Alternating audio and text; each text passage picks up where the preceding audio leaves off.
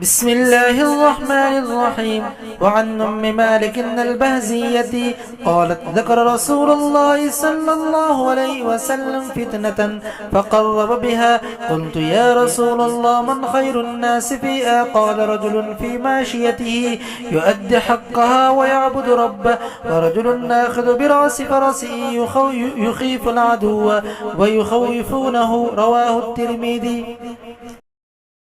حضرت ام مالک البہزیہ رضی اللہ تعالی عنہا سے روایت ہے، وہ یوں فرماتی ہے کہ رسول اللہ صلی اللہ علیہ وسلم نے فتنے کا ذکر کیا اور اس کو قریب بتایا، تو میں نے کہا یا رسول اللہ، کون شخص اس فتنے کے زمانے میں لوگوں میں سب سے زیادہ بہتر ہوگا؟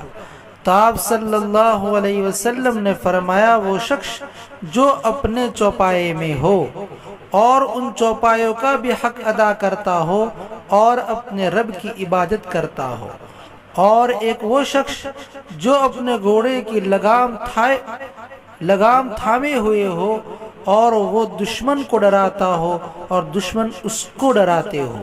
اس کو امام ترمذی نے روایت کیا ہے۔ وعن عبد الله بن عمرو قال قال رسول الله صلى الله عليه وسلم ستكون فتن تستنزف العرب قتلاها في النار اللسان فيها أشد من وقع السيف. رواه الترمذي وابن ماجه۔ حضرت عبداللہ بن عمرو رضی اللہ تعالی عنہما سے روایت ہے، وہ یوں فرماتے ہیں کہ رسول اللہ صلی اللہ علیہ وسلم نے فرمایا کہ ان قریب ایسے فتنے ہوں گے جو عرب پر چھا جائیں گے اور اس کے مقتول یہ جہنم میں جائیں گے، اور ان فتنوں کے زمانے میں زبان کا چلانا تلوار مارنے سے بھی زیادہ سخت ہوگا۔ اس کو امام ترمذی اور ابن ماجہ نے روایت کیا ہے۔ وعن نبی ہریرہ رضی اللہ تعالی عنہ ان رسول اللہ صلی اللہ علیہ وسلم قال ستكون فتن سماء بكماء وعمياء من اشرف لها استشرفت له واشراف اللسان في وقوع السيف. رواه ابو داود۔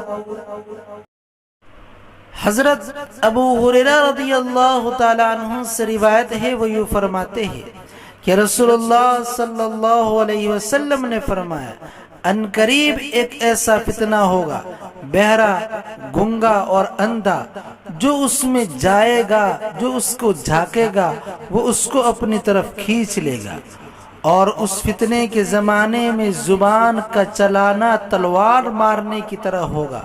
اس کو امام ابو داؤد نے روایت کیا ہے۔